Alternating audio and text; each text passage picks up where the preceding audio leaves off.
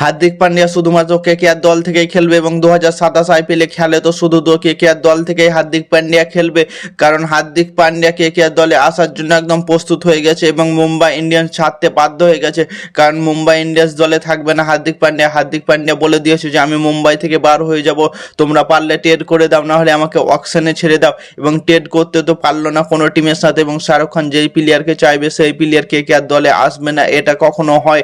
হার্দিক পান্ডিয়াকে একদম পুরোপুরি ক্যাশ ডিলের মাধ্যমে কেকেআর দলে আনতে চলেছে এবং সেই ডিলটা হবে অকশনের সময়তে আমার মনে হয় বেশিরভাগ, না হলে ক্যাশ ডিল হবে, চেক ডিল হতে পারে, সেটা চেক ডিল হবে দেখবে। কারণ শাহরুখ খান যেই প্লেয়ারটাকে দলের মধ্যে আনতে চাইবে সেই প্লেয়ারটা যত টাকায় মাইনা করুক না কেন হার্দিক পান্ডিয়াকে কেকেআর দলে আনবেই শাহরুখ খান, কারণ কেকেআর দলে হার্দিক পান্ডিয়ার মতো একটা বড় মাপের প্লেয়ারের দরকার। হার্দিক পান্ডিয়াকে কোনো দলের সাথে ট্রেড করে পারলো না, সেক্ষেত্রে হার্দিক পান্ডিয়া তো মুম্বাই ইন্ডিয়ান্স থেকে খেলবে না 2027 আইপিএলে, সেক্ষেত্রে অকশনে যাবে, না হলে চেক সিগনেচার করে আনবে দলের মধ্যে হার্দিক পান্ডিয়াকে।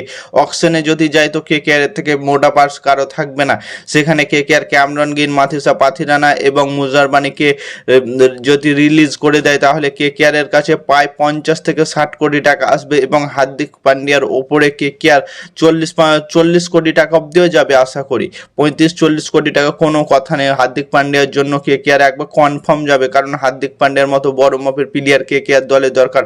হার্দিক পান্ডিয়ার মধ্যে অনেক বড় মাপের গুণ আছে, যে 1 নাম্বার গুণ হচ্ছে সে ক্যাপ্টেন্সি খুব সুন্দরভাবে করতে পারে, 2 নাম্বার হচ্ছে দুর্দান্ত মেজাজে ব্যাটিং করতে পারে, 3 নাম্বার হচ্ছে স্পেস বলটা করতে পারে খুব সুন্দর ঝোড়ের গতিতে, এবং সে ফিনিশার টাচটা খুব দিতে পারে এবং আলাদা একটা লিডারশিপ করবে মাঠের মধ্যে। এবং তার অ্যাটিটিউডটা তো দেখেছো কেমন, সে গুজরাট টাইটেলস থেকে যখন ক্যাপ্টেন্সি করেছিল পরস্পর 2 বছর, একবার গুজরাটকে ট্রফি জিতেছিল এবং দ্বিতীয় বছর ফাইনালে নিয়ে গেছিল, রানার্স হয়েছিল গুজরাট। তো হার্দিক পান্ডিয়ার বড় মাপের প্লেয়ার হতে পারে। হার্দিক পান্ডিয়াকে তোমরা যে করে হোক কলকাতা নাইট রাইডার্স দলে আনবে এবং আনবেও, দেখে নিও, না যদি আনে তো আমার চ্যানেলটাকে সাবস্ক্রাইব থেকে আনসাবস্ক্রাইব করে দিতে পারো। তোমাদের মতামত কি কমেন্ট করে জানাও। এবং সব থেকে বড় বিষয় হচ্ছে হার্দিক পান্ডিয়া যদি দলের মধ্যে আসে, দলের একবারে পুরোপুরি রূপটাই চেঞ্জ হয়ে যাবে, কারণ কেকেআর দলের স্কোয়াডে একটা ইন্ডিয়ান প্লেয়ার, অলরাউন্ডার প্লেয়ার আসা মানে বড় ব্যাপার, কারণ ক্যামরন গ্রিন যদি আসছিল সেখানে ফিনাল অ্যান্ড টিম সাইফারকে খেলাতে পারছিল না। এখন যদি হার্দিক পান্ডিয়া আসে তো কেকেআর ইজিলিভাবে 2টো বিদেশি ওপেনার প্লেয়ার খেলাতে পারে এবং সুনীল নারায়ণ থাকবে 3টে, এবং আর একটা যে কোনো প্লেয়ার খেলাতে পারে, রোম্যান পাউলকে খেলাতে পারে, অথবা মিডিল অর্ডারে কোনো একটা অকশন থেকে কেনা প্লেয়ারকে খেলাতে পারে। হার্দিক পান্ডিয়া দলের মধ্যে এলে একদম পুরোপুরি দেখবে কেমন রূপটা চেঞ্জ হচ্ছে। ফিনালের সাথে টিম সাইফার ওপেনিং, এরা কি দুর্দান্ত মেজে যে খেলে তোমরা তো সবাই জানো। নিউজিল্যান্ডের বিপক্ষে সেই সেমিফাইনালের ম্যাচটা তোমাদের মনে আছে তো, সেখানে কেমনভাবে খেলেছিল নিউজিল্যান্ডের এই 2টো ফিনালেন এবং টিম সাইফার, এরা 2টো দুর্দান্ত মেজে যে খেলে। এবং 3 নম্বরে আমার মনে হয় একটা বেস্ট প্লেয়ার আছে 3 নম্বরে খেলানোর মতো, বিদেশি প্লেয়ার হলেও বেস্ট, সেই প্লেয়ারটা হচ্ছে রাচিন দেবিন্দা। 3 নম্বরে রাচিন দেবিন্দাকে খেলাতে পারে, অলরাউন্ডার প্লেয়ার, কত সুন্দর স্পিন বল করে এবং দুর্দান্ত মেজাজে ব্যাট করতে পারে। আগের লিগে দেখলে তো 44 বলে 98 রানের একটা ইনিংস খেললো। 4 নম্বরে খেলাতে পারো অ্যাঙ্কার ইনিংস খেলার প্লেয়ার ক্যামরন গ্রিন বলছি, আঙ্কিশ রঘুবংশীকে। আঙ্কিশ রঘুবংশী একটা সুপারস্টার প্লেয়ার এবং তার মধ্যে অনেক ক্যাপাসিটি আছে এবং ক্লাসিক প্লেয়ার গিলের মতো প্লেয়ার হতে পারে আঙ্কিশ রঘুবংশী।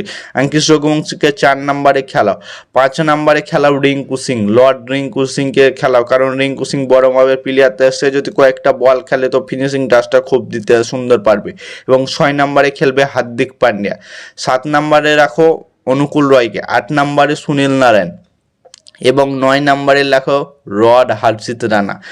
হর্ষিত রানা কেন বলছি, কারণ সে ইন্ডিয়ার 3টে ফরম্যাটের প্লেয়ার হয়ে গেছে এবং দুর্দান্ত মেজাজে বোলিং থেকে এখন অলরাউন্ডার পারফরমেন্স করছে এবং দুর্দান্ত মেজাজে খেলছে।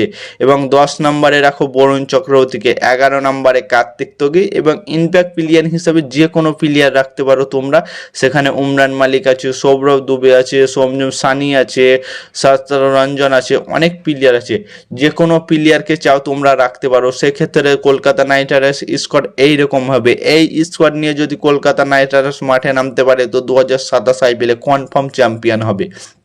কারণ হার্দিক পান্ডিয়ার ক্যাপ্টেন্সিতে অনেক টিমকে সে ম্যাচ জিতেছে এবং চ্যাম্পিয়নও করেছে। মুম্বাই ইন্ডিয়ান্সের সাথে একটু মতভেদ ছিল, তার জন্য তার ক্যাপ্টেন্সি ঠিকঠাক হয়নি, কিন্তু হার্দিক পান্ডিয়া বড় মাপের প্লেয়ার। কেকেআর দলে যদি হার্দিক পান্ডিয়াকে আনতে পারে তো কেকেআরের পুরো টিম, পুরো স্কোয়াড একবারে মজবুত হয়ে দেখা যাবে। তোমাদের মতামত কি কমেন্ট করে জানাও, এবং ক্রিকেটের নতুন আপডেট পেতে চ্যানেলটাকে সাবস্ক্রাইব এবং ফলো করতে ভুলো না। ততক্ষণের জন্য টাটা, বাই বাই, জয় হিন্দ।